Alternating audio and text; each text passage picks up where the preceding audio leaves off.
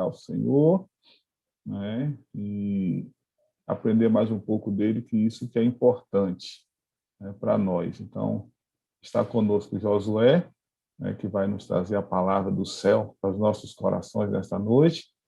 E nós vamos orar, né, pedindo a Deus que abençoe as nossas vidas, que abençoe essa doença. A gente parou de orar um pouco pela pandemia, mas essa semana o negócio está brabo, né? Já está um negócio. Eu fiquei sabendo hoje, eu não sei se é verdade, no Brasil da fake news, a gente tem que ficar desconfiando, mas disse que o filho do pastor Otacílio, né, que mora em Tracupá, disse que está entubado, né, em Salvador, se eu não me engano. Então, assim, orem por ele, não é? Ele está em Salvador, mas não está entubado, não. Eu soube na estante, de tarde. Não, não está entubado, não. Tá não? Pronto. Então, amém por isso. Mas que se recupere. E também quem não está bem, e essa está entubada, é Marina, né, que é a esposa do pastor Judásio. Vamos orar por ela também, né, que Marina, ela tem pressão alta, tem problema de coração, tem diabetes, tem um bocado de coisinha assim, e ela está em Feira de Santana, no Clériston, e ela está entubada, e ontem eu fiquei sabendo que ela estava estável, mas a oxigenação está bem baixa, né? Então vamos orar por esses irmãos que estão nessa dificuldade aí, né? E que chegue logo a vacina, né? Eu, graças a Deus, tomei a minha, porque eu tenho esse problema da alergia, né? Da rinite, da sinusite. Estou aqui curtindo como é o nome que chama? Como você toma? A reação. A reação tá legal aqui, pegou legal o velhinho aqui. Mas glória a Deus por isso, irmão. No instante eu estava conversando com uma pessoa, eu pensava, eu tomei da vacina, é da reação. Eu falei, eu tomei a da gripe a primeira vez e teve reação, eu fiquei desse jeito e depois passou e todo ano eu tomo e estou aqui, firme e forte. Então isso é uma besteira a gente não tomar por causa da reação, porque toda vacina, para 90% das pessoas vai ter reação, porque o nosso corpo recebendo partes do vírus, né, para ele combater. Então eu estou aqui com o corpo todo quebrado, né, dá aquela fraqueza, né? Mas, graças a Deus, eu estou me preparando, já quero que a segunda dose chegue. Então, vamos orar, queridos, para a gente começar o nosso culto. Deus, muito obrigado por nós estarmos na Tua presença nesse instante. Obrigado pelos nossos irmãos que estão aqui nesta comunhão. Deus, que nós possamos compreender que aqui é a Tua casa, que nós estamos na igreja de Cristo, porque nós somos a Tua habitação. O Senhor está no nosso meio, por isso nós estamos em comunhão. Que nós possamos estar com os nossos ouvidos abertos, ó Deus, atentos à Tua palavra nesta noite, para que nós possamos viver a vida que Tu tens para nós. Que nós possamos a cada instante, Deus, compreender que a parte mais importante da nossa vida é estar contigo, é olhar a vida com os Teus olhos, é caminhar contigo na existência. Essa é a parte mais importante da vida. As outras coisas o Senhor acrescenta. Ó Pai, que nós possamos a cada dia nos colocar diante do Senhor, de forma íntima, de forma sincera, de forma profunda. Abençoe a Tua palavra nesta noite, através de Josué. Ó Deus amado, ilumina o Teu Filho, inspira o Teu Filho, para que ele seja instrumento do Senhor para as nossas vidas nesta noite. Abençoe a vida dele, Deus, a família dele. Ó Senhor, que ele possa cada dia se dedicar a Ti, como ele tem feito. Amado, Deus amado, abençoe todos aqueles que estão doentes nesse instante. Pai, o filho do pastor Otacílio, Marina e tantos outros, Deus, que estão enfermos, outros que estão na UTI, que estão entubados, outros que estão esperando vagas na UTI. Ó Deus, abençoe, Pai. Traz a nós a consciência, Pai, aqueles que estão brincando, negando, que a coisa não é brincadeira, Deus, e tem destruído vidas, famílias. Abençoe aqueles também que têm as suas enfermidades, que não são da Covid, Pai, mas que têm dificultado o tratamento por conta dessa pandemia. Abençoe aqueles que estão passando necessidades por conta de falta de emprego, de trabalho, ó Deus, porque o comércio fecha. Ó Deus, abençoe todos que sofrem nessa pandemia. Nós choramos agradecidos, Pai, a cada dia por tua presença, no nome de Jesus. Amém. Vamos lá? Hoje estamos aqui com Josué, os irmãos conhecem esse homem de Deus, não é? E Josué vai ser instrumento do Senhor nesta noite para falar aos nossos corações. Josué, com você a palavra. Deus te abençoe, meu filho. É sempre bom estar com você, você sabe disso. Pois é, boa noite a todos. Graça e paz, né? É um privilégio participar de uma live, né? Uma reunião como essa. E quanto tempo eu tenho aqui para falar, né? Até meia-noite. Nosso culto geralmente é até 9, a gente termina 10 para 9. Mas eu estou fora de casa, mas assim, fora da casa é onde eu convivo, né?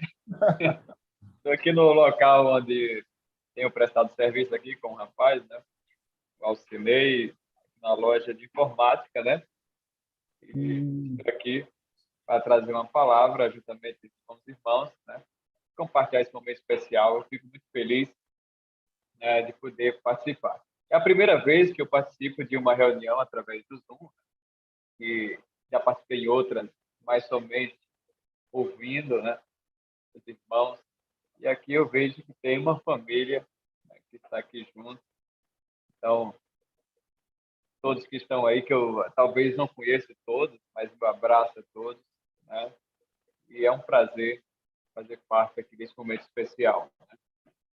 Se vocês estão aí com a Bíblia, né? Vamos para a nossa Bíblia. Vamos escolher aqui e vamos meditar em uma palavra nessa noite. Eu quero, como eu gosto bastante, eu sou assim bem uma pessoa que aprecio bastante o livro de Atos, né? O Atos dos Apóstolos.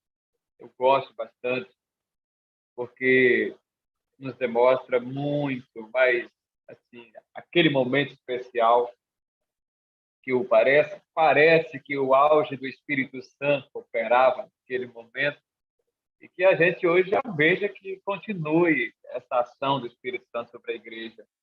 E aí quando eu leio, né, eu fico imaginando cada cena, cada momento ali vivido pelos apóstolos e também não deixa da gente se emocionar bastante com as lutas, né, as perseveranças ali dos apóstolos naquela época, com a igreja que sofria aquela pressão. Hoje estamos vivendo um tempo também que a igreja sofre com as pressões, seja da parte do sistema e também, né, com algumas perseguições de forma bem camuflada, sutil, e que tem, de certa parte, tentado apagar a igreja. E a gente, como filhos de Deus, como participantes do reino de Deus, temos que estar com a nossa mente aberta e sempre procurando entender aonde está acontecendo essa perseguição, a forma de tentar apagar a ação do Espírito Santo sobre a igreja e sobre as nossas vidas, né?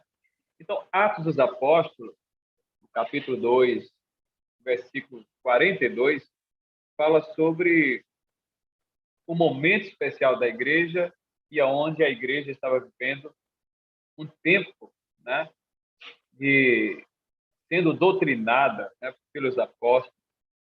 E temos algo importante para aprender aqui nesse versículo.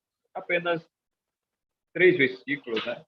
O 42 até o 44, do capítulo 2 de Atos, que nos fala o seguinte: e perseveravam na doutrina dos apóstolos, na comunhão, no partir do pão e nas orações. E em cada alma havia temor, e muitos prodígios e sinais eram feitos pelos apóstolos. Todos que criam estavam unidos e tinham tudo em comum. Aqui a gente vê que o autor nos deixa muito ensino aqui que possamos aprender nos tempos de hoje, né? Eu quero perguntar aos irmãos se estão me ouvindo bem aí, né? Estão dando para ouvir bem? Pronto. Então, eu quero falar aqui sobre esse texto na luz desse texto, sobre os efeitos da comunhão da igreja naquela época e que pode hoje, no nosso tempo presente, também se tornar também próspero e que pode produzir esses efeitos em nossos tempos atuais, né? E já observando, naquela época, os apóstolos, eles eram uma pedra fundamental, era uma base fundamental na igreja e que nos coloca, falando da doutrina, e aqui é onde a gente tem que observar direito sobre a questão da palavra doutrina, né, que às vezes as pessoas acabam colocando de uma forma errônea, achando que doutrinas são preceitos humanos, preceitos que um pastor, que um líder coloca como base, né, por uma ideia teológica ou filosófica, e não é. A doutrina explícita aqui era o ensino diretamente daquilo que o próprio Jesus Cristo passou para os apóstolos. Então, quando começamos falando e perseveravam na doutrina dos apóstolos e na comunhão, aí entra no partir do pão e nas orações. Então, primeiro, para a gente entender, perseverar na doutrina dos apóstolos, a igreja obedecia aos ensinos dos apóstolos segundo aos princípios ensinados por Jesus Cristo, que os apóstolos aprenderam de Jesus Cristo. Aonde os apóstolos ouviram de Jesus e esses eles transmitiam para a igreja. Não apenas uma ideia filosófica, não apenas uma ideia do coração dos próprios discípulos ou dos apóstolos, mas aquilo que eles aprenderam, assim como a gente encontra no texto que é lido bastante no momento da Santa Ceia, ali que fala da ceia do Senhor, né? Que fala que aquilo que Paulo volta a falar, né? O que ele aprendeu do Senhor, isto ele estava ensinando. Então, é essa a doutrina que os apóstolos estavam passando para a igreja. Então, aquilo que eles conviveram, né, no momento com Jesus, eles estavam passando para a igreja. Observe que Atos 4:33, né, o que é que o autor nos diz? Com grande poder, os apóstolos davam testemunho da ressurreição de Jesus. Está aqui uma base da doutrina dos apóstolos, que eles testemunhavam aquilo que eles viram ocularmente da vida de Jesus, principalmente da ressurreição. Era uma doutrina, era um ensino da ressurreição, provando que a ressurreição. Então, nesse texto, a gente encontra que o que mais os apóstolos faziam era testemunhar dos feitos que Jesus fazia e realizou. Então, é essa a base de doutrina dos apóstolos e que a igreja vivia esse ensino. E aí entra em todos eles havia abundante graça. A graça permanecia, né? Isso é, vivia tempos de bênção, de maravilha, algo que a igreja não merecia, mas estava chegando até eles por viver na doutrina dos apóstolos. A doutrina dos apóstolos, mais uma vez, é aquilo que Jesus Cristo ensinou. E isso os apóstolos passavam para a igreja como doutrina. Principalmente a ressurreição, que começou, né, a ser apregoada como algo na vida do cristão. Acreditar, crer na ressurreição do Cristo e na nossa ressurreição no dia final. Então, quando se falamos de perseverar na doutrina dos apóstolos, falamos dos ensinos que Jesus ensinou aos seus apóstolos. A igreja era obediente no que era ensinado pelos seus líderes. Então, a igreja examinava aquilo que era ensinado pelos apóstolos e vivia aquilo. Para que isso se torne um efeito, se torne visível na igreja e que a igreja tenha crescimento espiritual, é necessário que a igreja observe, obedeça aquilo que está na doutrina dos apóstolos e aquilo que foi aprendido de Cristo para a vida da igreja. O problema maior hoje na igreja é que todos nós pensamos em um pensamento próprio. Mas, José, você vai falar do pensamento próprio. Não posso ter um pensamento próprio? Podemos, estamos livres para pensar, estamos livres para ideias, mas quando se falamos da vontade de Deus, se falamos da doutrina da igreja como base, Cristo como pedra fundamental da igreja, então aqui entra o pensamento de Deus, o pensamento de Cristo na vida da igreja. Então, quando a igreja deixa de pensar os pensamentos da base de Cristo, que Cristo ensinou, a igreja começa a viver de uma forma totalmente desfocada e deixa de haver a comunhão, de haver o crescimento e o fortalecimento espiritual da igreja. Então, hoje a igreja ela sofre com como se tivesse com crise espiritual, por justamente ter um pensamento próprio que hoje submeter, viver uma submissão da vontade de Cristo, leva ao ridículo para muitos cristãos. Os cristãos não querem mais ser doutrinados de uma forma, isso é ensinado, né? Vou mudar aqui o termo para não ficar na nossa mente como algo rígido, né? Ou disciplinado, né? Mas a igreja ela precisa viver de forma disciplinada no conhecimento de Cristo. Observar de forma que haja o crescimento. E quando observamos por esse lado, aí entra o crescimento espiritual em cada um de nós. E aqui a gente observa que, primeiro, a observância da doutrina de Cristo através dos apóstolos. E, em seguida, a comunhão, isso é, no partir do pão. Interessante que, naquela época, isso foi algo maravilhoso na vida da igreja, porque a igreja vivia também um tempo de perseguição e tinha também, eu acredito que o problema de economia não era tão lá essas coisas, como hoje também temos no nosso país, problemas econômicos. E a igreja ela aprendeu a forma de compartilhar a vida, não dizendo financeiramente, mas no partir do pão, naquilo que era o essencial na vida de muitos e que a igreja precisa ainda observar nos tempos de hoje presentes. Então, todos compartilhavam do que tinha com os seus próprios irmãos em Cristo, criando entre si uma ligação, criando entre si o elo verdadeiro, né? O amor verdadeiro, a amizade e a humildade. Então, quando a igreja observa por esse lado, então quebra aqueles tabus, né, da prepotência, do orgulho, quando eu recebo algo do irmão, ou quando eu dou, né, quando eu sou um doador da minha parte para um irmão, e aquele irmão recebe com amor, e ainda que seja simples, o que for doado, isso quebra algo do coração do ser humano que acha que ele é dono da sua realidade e que ele pode, e só ele pode satisfazer os seus desejos, as suas vontades, né? Sua questão econômica. Não, eu estou bem economicamente, então não preciso de ninguém, não preciso. Eu tenho a minha vida na minha bolha, de forma social, vivida bem.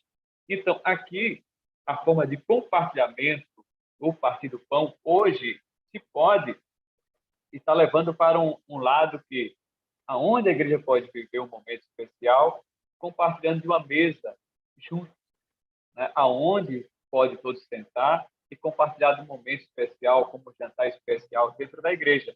Isso é um partir de pão. E quem sabe naquela noite ou naquele momento, seja um piquenique, seja um momento festivo, que a igreja organiza e compartilha do pão, né?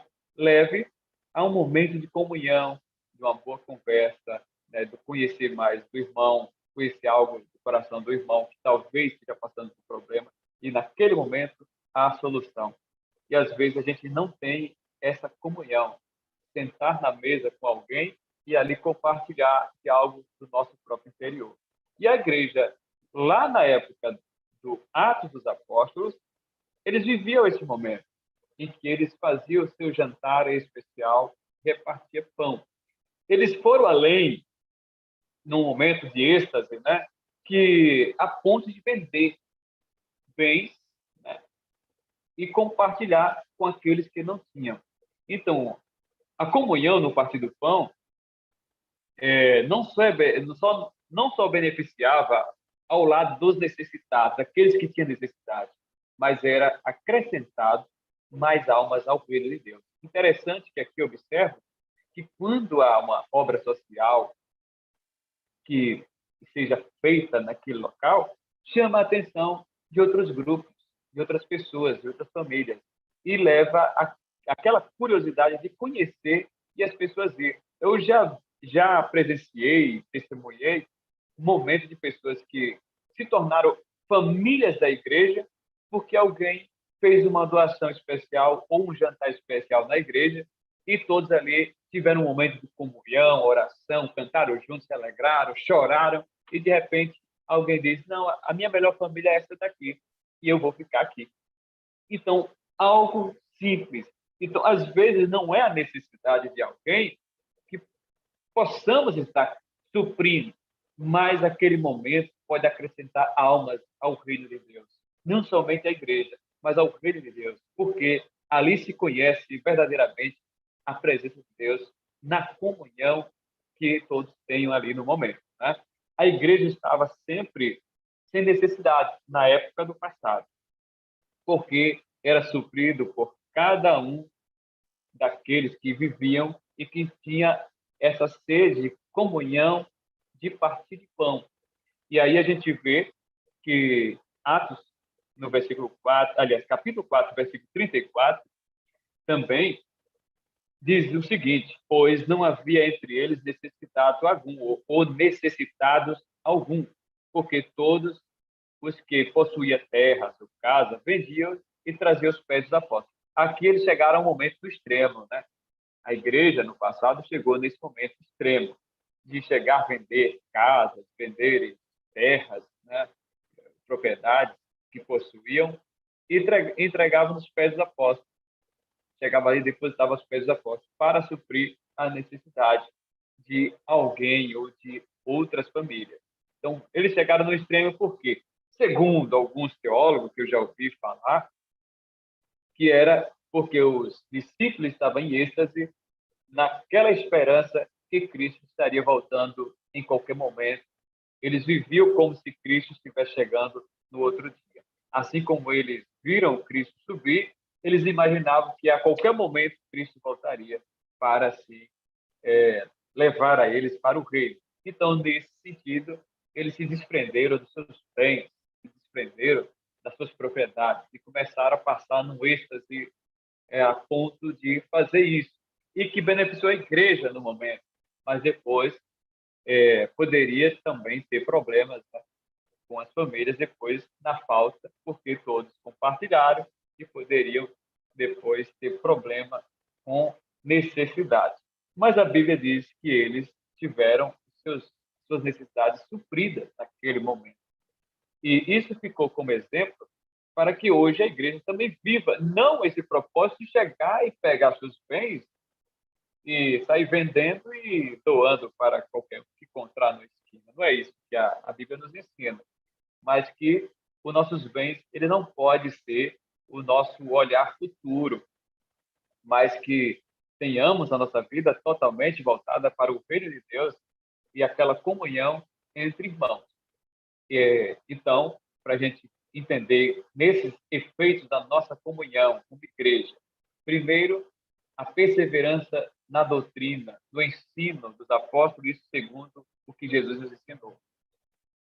Segundo, o partir do pão, isso, a comunhão, que eu deixei aqui de uma forma mais simplificada, como o meio em que vivemos e que possamos ter momentos especiais. Essa comunhão é compartilhar com o nosso irmão, não a questão pão físico, mas às vezes até o momento da conversa especial, eu abrir o coração para o irmão, num momento especial entre reunião. E a outra questão que encontramos nesse texto, que nos causa também o efeito na nossa comunhão, é a oração, a comunhão dos discípulos em oração. A igreja de Atos, ela viveu um tempo que a oração era uma chave de guerra para eles no momento. Esta é uma chave para se vencer. Por quê? Quando há comunhão na oração, a igreja vence os obstáculos, dificuldades e que vem contra ela. A igreja primitiva sempre estava vencendo porque estava unida na oração. Um exemplo também você encontra no próprio livro de Atos 12, 5, quando Pedro estava preso. Né? Preso, já tinha, naquele momento, Tiago, se não tivesse enganado, já tinha sido morto a espada, e Pedro estava preso para também assim ser julgado no outro dia. Foi preso e ele foi encarcerado entre soldados, estava de uma forma tão segura na prisão que só um exército poderia chegar lá e retirar Pedro. Mas o exército que tinha estava em um templo, na casa de um irmão. Isso é um templo verdadeiro. Casa do irmão. Estamos cada quem em suas casas, né? Estamos no templo, né? Fazendo da nossa casa um templo verdadeiro. E o maior templo somos nós mesmos. Né? E ali se reuniram para oração. E aí o versículo 5, do capítulo 12 de Atos, diz que Pedro, pois estava guardado na prisão, né? Naquela prisão segura, com soldados ao seu lado, correntados, né? Mas a igreja orava com instância a Deus por ele. E aqui é onde aconteceu um dos maiores eventos que deixa a cidade impactada, deixa o rei, naquele momento, estremecido, por ele entender que prendeu um homem com soldados poderosos, acorrentou e, de repente, o cara está de volta no outro dia pregando na cidade. Quem foi esse que tirou? Então, a oração era uma chave para vencer as dificuldades. Era o único meio que a igreja primitiva tinha, oração. Quando não, eles tinham que enfrentar a espada, tinham que enfrentar os leões, tinham que enfrentar as arenas. E se não fosse oração? Se a oração, no momento, não fosse a chave de vencer, eles não tinham para quem apelar, a não ser para Deus e o Espírito Santo naquele tempo, porque o reino, né, o império, estava contra a igreja. E hoje, a gente não pode deixar de esquecer disso, que a igreja precisa, de toda forma, colocar a vida em comunhão de oração. Acabamos, aliás, começamos, né, esse momento de reunião orando por pessoas que estão, vamos dizer, que estão encarceradas, né, nos hospitais, pessoas que estão, talvez, amedrontadas em casa, não querem sair porque está com pânico, né? Estão deixando de fazer alguma necessidade que é essencial, uma atividade essencial por causa do pânico, né, do medo. E, às vezes, temos pessoas passando um momento difícil, né, nesse momento que estamos vivendo, justamente por ideias que foram implantadas na cabeça, ou pelas lutas do dia a dia mesmo, as lutas do dia a dia que deixam essa pessoa totalmente presa, né? E a igreja, ela precisa levantar em oração, unir a comunhão, todos nós em oração, pedindo a Deus a misericórdia, para que muitos sejam libertos de prisões que estão vivendo no momento. E a chave de tudo isso é a oração na comunhão da igreja. Quando estamos nos templos juntos, é lá que a gente faz. Quando não podemos, nos nossos lares. Ou quando podemos reunir, como agora, nesse momento. É o momento de colocarmos a chave para abrir as portas, as correntes que prendem muita gente nessa situação que está vivendo hoje. Então, quando há comunhão entre a igreja de Cristo, aí vem os valores, né, que edificam a igreja. Porque você causa o efeito da edificação ligando a comunhão na doutrina, na oração e no partir do pão. Isso é, sentar, compartilhar, abrir o coração, né, participar de uma mesa com o irmão. Aí vem os efeitos para a nossa vida, para a edificação da igreja. Então, quando estamos reunidos, vivendo um momento de comunhão, aí vem valores que edificam a igreja, fazendo permanecer de pé em qualquer circunstância que vem contra ela. Se a igreja não estiver munida sobre a doutrina de Cristo na comunhão e a oração, então ela é peça frágil no momento quando vem a dificuldade. Então, a igreja pode acabar sendo enfraquecida. Mas a Bíblia nos diz que a igreja, as portas do inferno não prevalecerão contra a igreja de Cristo? Sim, isso é verdade. Mas quando vivemos não de acordo com a igreja de Cristo, essa igreja vai ruir, né? Vai cair. Então, primeiro, vamos montar os nossos alicerces na doutrina de Cristo, no partir do pão, vamos sentar na mesa com a reunião de soldados de Cristo e oração, colocar as armas em ação. E aí vem a edificação da igreja. E aí as portas do inferno não prevalecerão contra essa igreja. Essa igreja está alicerçada no que Cristo nos deu. O primeiro valor que encontramos nos versículos a qual lemos é temor. A igreja cria temor. O temor, segundo aqui Provérbios 7, aliás, capítulo 1, versículo 7, é o princípio do conhecimento. E o conhecimento só vem do ensino. A primeira perseverança da igreja. Então, o que é que o Provérbio diz? Provérbio 1, 7, o temor do Senhor é o princípio do conhecimento, mas os insensatos desprezam a sabedoria e a instrução. Então, os insensatos tolos desprezam a doutrina, o ensino de Cristo e se tornam tolos. E é uma peça principal para se a igreja ser destruída ou terminar com a comunhão da igreja, né? Então, o primeiro valor, temor. Temor é conhecimento. Então, todos que têm conhecimento, ele exerce o temor na alma, o temor do Senhor. Isso é o respeito, né? Reconhecer a autoridade de Cristo, reconhecer a autoridade do apóstolo, isso é do pastor, do líder, do missionário. Então, isso é conhecimento. Aquele que não tem conhecimento, ele despreza as autoridades, tanto elas constituídas na igreja quanto fora. O conhecimento nos leva a respeitar, assim como a gente fala aqui hoje, né? Os decretos que estão aí, que às vezes acabamos extrapolando por achar, porque é um decretinho que eu quero, sabe? Aquele negócio. E às vezes a falta do conhecimento nos leva a essa tolice, né? A gente fosse usar uma palavra burrice, né? O baiano fala muito sobre isso.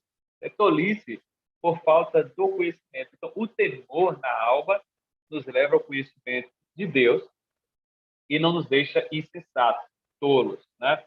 Então, as almas que têm temor, há conhecimento de Deus, a sabedoria está sobre ele, né? Está sobre a vida dele.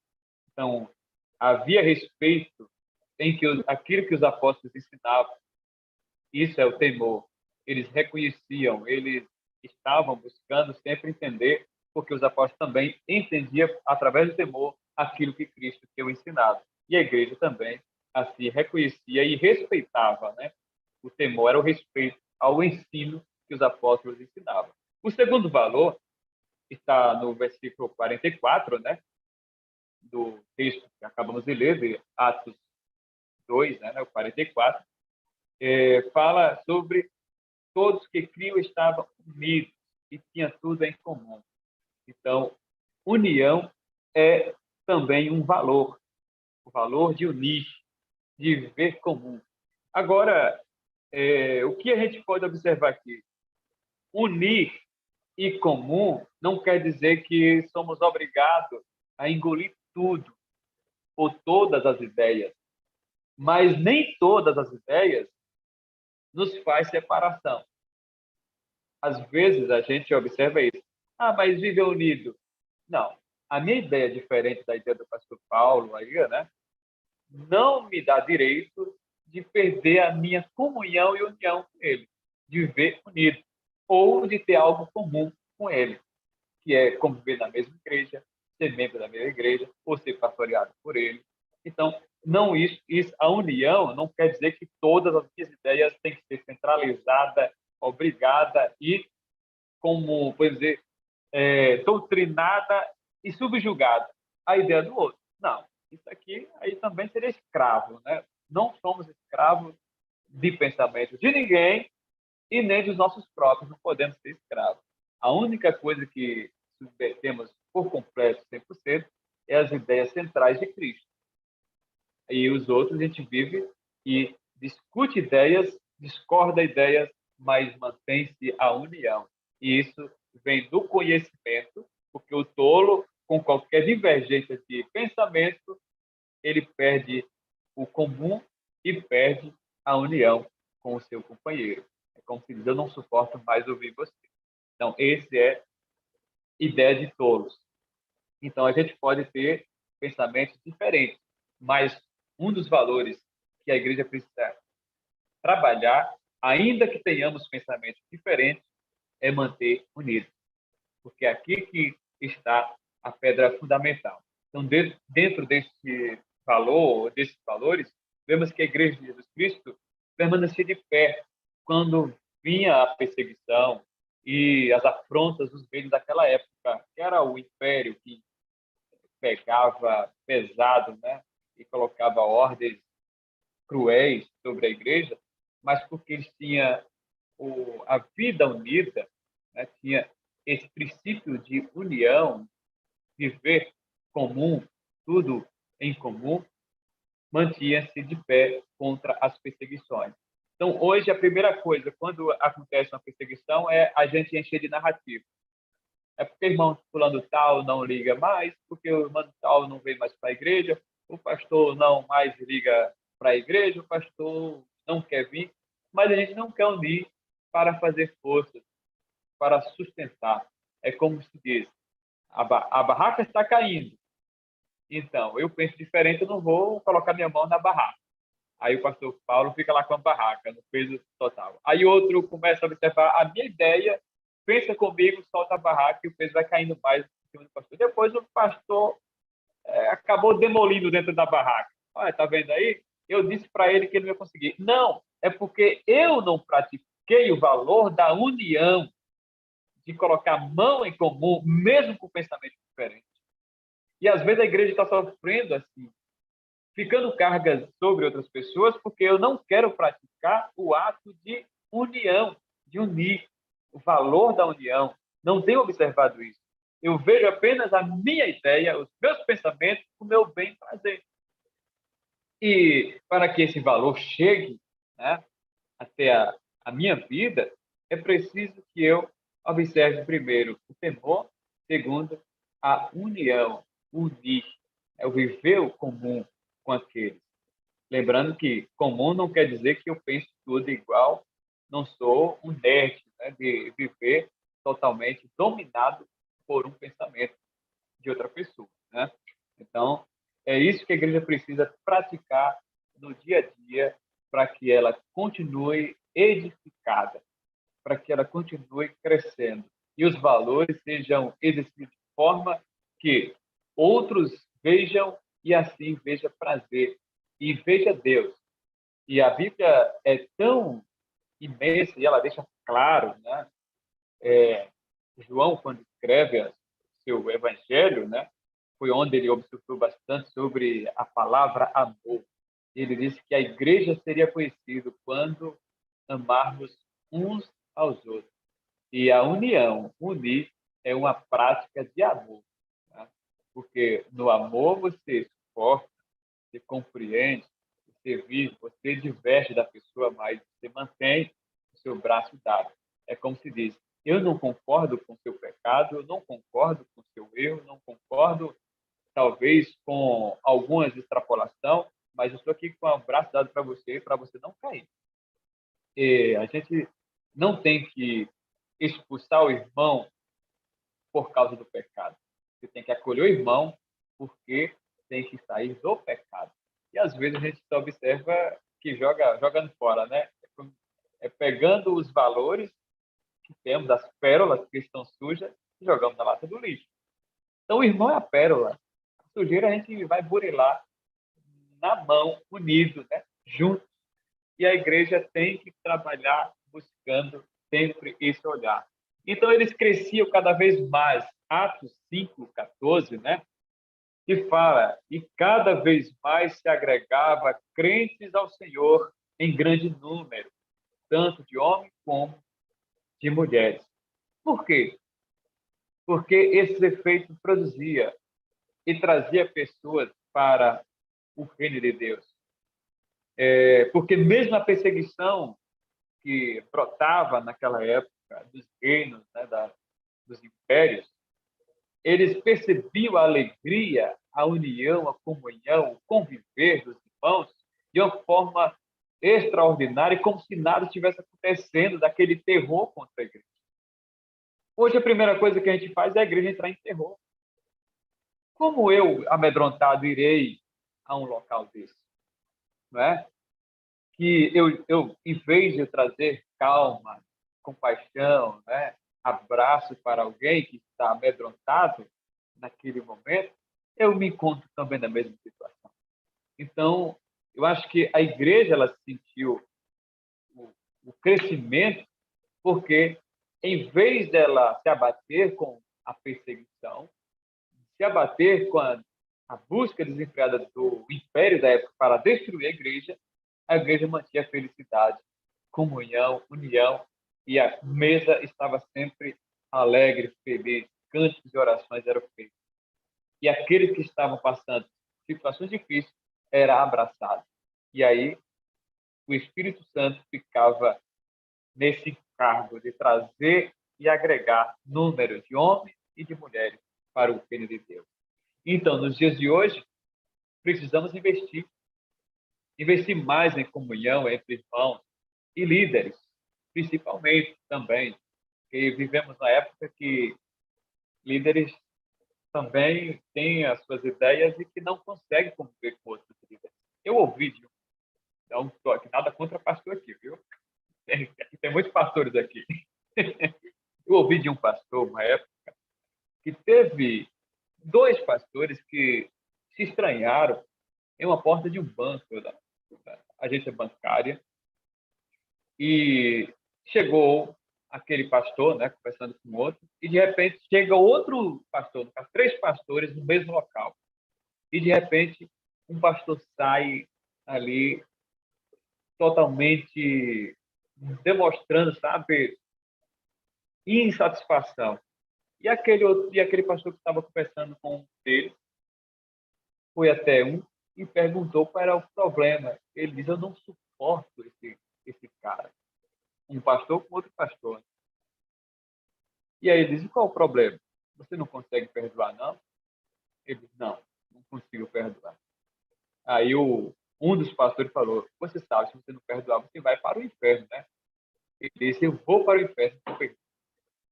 Aí eu vejo o coração de um líder, né? Em uma alta tensão dessa, comportamento desse. Então, não tem como gerar comunhão. Até pode, né, com as suas técnicas, ele manter um tempo, mas a vida dele é infrutífera, é infeliz, é triste. Ele pode até ganhar, ele pode até agregar, mas a sua vida interior é infeliz e não leva a comunhão. E cedo ou tarde, essa vida que ele vive explodirá dentro do seu próprio meio. Terá pessoas contra ele, ele não vai entender por quê, mas o porquê é que ele precisa, primeiro, gerir comunhão com os seus líderes, né? Ter uma boa convivência. Então, ou melhor,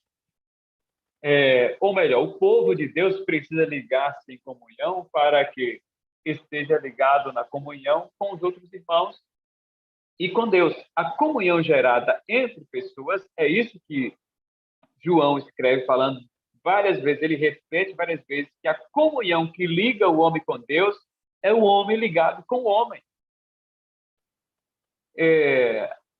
Quando Mateus fala também sobre a oração do Pai Nosso, ele liga o homem com o próprio homem, para que assim Deus ligue para o homem. Ele diz: se não perdoardes os vossos devedores, vossos irmãos, tampouco vosso Pai perdoará. Então, se eu não consigo ligar com o ser humano, com a minha própria natureza, né, a natureza que convive aqui nessa terra, como a natureza de Deus ligará à minha natureza? Né? A natureza do homem que é imperfeito, né, que tem as suas imperfeições, né, ligará com a natureza perfeita. Então, a nossa natureza, ela ligará com a natureza perfeita de Deus quando eu deixo a minha natureza ligar com a natureza do homem. E aí entra o estado de comunhão e união e Deus parar no meio de todos nós. E a igreja é conhecida quando há essa ligação de união, de comunhão. Então, Deus estará conosco. A Igreja de Cristo é responsável pelos efeitos produzidos na comunhão, que é responsável para a igreja perseverar na doutrina, perseverar no partir do pão, isso, viver uma mesa com todos, a oração e também ter em cada um temor no Senhor. Então, todos vivem em comunhão quando estamos ligados nesses princípios da igreja. E todos e a igreja de Cristo é a única para demonstrar ao mundo o verdadeiro amor, a verdadeira comunhão que o próprio Cristo nos ensinou. Se a igreja não ensina, não chega a demonstrar de forma de atos, né, de viver aquilo que Cristo ensinou, quem o ensinará? Né? Então, a igreja ela é responsável, ela tem uma grande responsabilidade, um grande peso, né, sobre ela, de demonstrar a maior comunhão vivida por Cristo com seus discípulos. E Cristo deixou ensinando isso no momento da ceia, né? Que ele ali faz a celebração da Páscoa, né? A última Páscoa, quando João observa uma coisa interessante, que Jesus baixa para lavar os pés dos discípulos, né? E Pedro salta fora daquele negócio, não quer ver um homem mestre, né? O líder perfeito que ele observava, o homem que viveu no auge com milagres, algo extraordinário sobre as mãos de Jesus, chegar, baixar seus pés e lavar seus pés como um escravo, né? Um símbolo de escravo, de servo. E Cristo disse, se vocês não viverem isso, não reconhecerem isso, de maneira que serão reconhecidos como meus discípulos. Então, a igreja ela precisa conhecer primeiro a humildade exercida por Cristo. E segundo, entregar na igreja o conhecimento demonstrado dessa comunhão de Cristo. Somos nós, né? Nós como igreja. Eu não posso dizer que é o pastor Paulo, que é alguém mais, não. Somos nós como igreja que temos que produzir esse efeito para o mundo reconhecer e se render a Cristo. Né? Então, somos responsáveis por isso. Que Deus nos abençoe nesta noite, né? E que as nossas vidas venham ser cheias, né? Desse amor, dessa comunhão e dessa união. Ainda que tenhamos pensamentos divergentes. Amém? Que Deus nos abençoe. Amém. Que Deus possa abençoar a sua vida, Josué. E que Deus possa cada dia continuar te usando como instrumento para a graça, né? Para a edificação do reino. Isso é uma realidade, nós precisamos viver a comunhão, principalmente no momento que nós estamos agora, né? Um momento difícil, complicado, e que Paulo falou lá em Romanos, né? A ardente expectativa da criatura aguarda ardentemente que os filhos de Deus se revelem. Como diz a palavra do Senhor, os filhos de Deus se revelam na união, na comunhão, no amor mútuo. Não existe outra forma de revelação de Deus que não seja no amor pelo outro. Como é que você vai dizer que ama a Deus que você não vê se você não ama seu irmão que você vê? Então, essa aí, é isso que Josué nos falou nessa noite para a nossa edificação. E começa com o temor a Deus. Que Deus possa te abençoar, Josué, a tu e a tua família. Né? E nós estaremos... vocês possam meditar nisso. Parar e cada dia a gente buscar a comunhão, buscar o amor. Nós não somos iguais, nós somos unidos. É isso que Josué diz. Não é igualdade, é unidade. que nós possamos caminhar com Cristo, para que esse mundo seja diferente. Se a gente quer um mundo de paz, um mundo de alegria, um mundo onde as pessoas sejam, né, tenham empatia, alteridade, a gente, como igreja, tem essa obrigação. Nós somos os exemplos, né, para o mundo. Então, que Deus possa nos abençoar e que isso seja uma realidade e nós possamos lutar por isso. Né? Como diz aí o início, né? Eles dedicavam, eles viviam para isso, eles entendiam o valor. Então, que Deus possa abençoar nossas vidas. Desde já agradeço, Josué, né? Muito obrigado. Outras oportunidades virão. Que o Senhor possa abençoar a tua vida grandemente. E abençoar cada irmão. Cleidson, Maria do Carmo, Dirley, Iris, Vera, Celina, Railda, Belê, Neves, Elita. Então, que Deus possa abençoar ricamente a vida de vocês. Então, vamos orar para a gente encerrar o nosso culto nesta noite. Ô, Cleidson, o nome do rapaz é Otacílio Júnior, não é isso? Se eu não me engano, acho que é Otacílio Júnior, rapaz, o nome dele.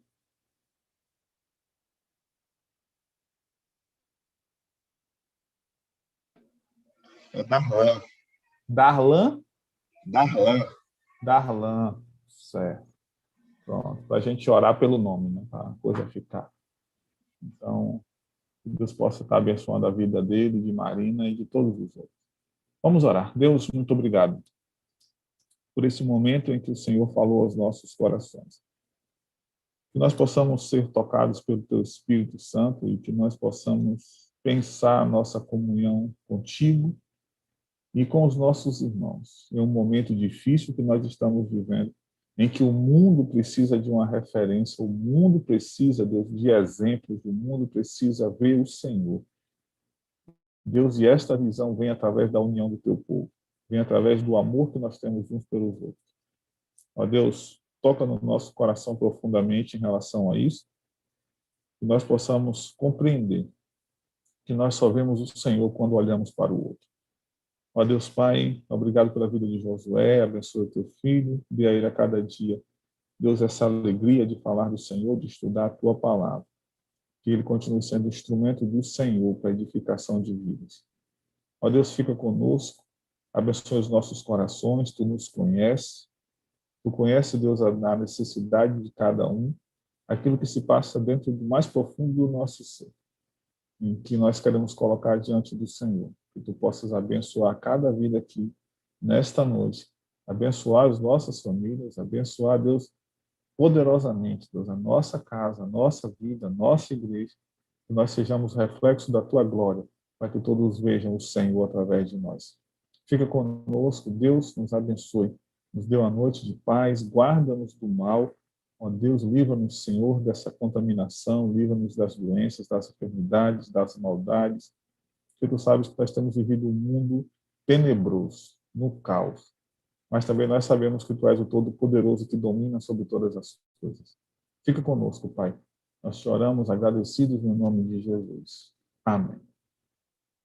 Queridos, Deus abençoe. Fiquem na paz. Até quinta-feira, às 7h30, nós estaremos aqui, né? Quer dizer, no YouTube, né? No nosso culto ao Senhor. Josué, mais uma vez, muito obrigado. Deus abençoe. Deus abençoe todos vocês. Abração, Mateus. Valeu. Tchau.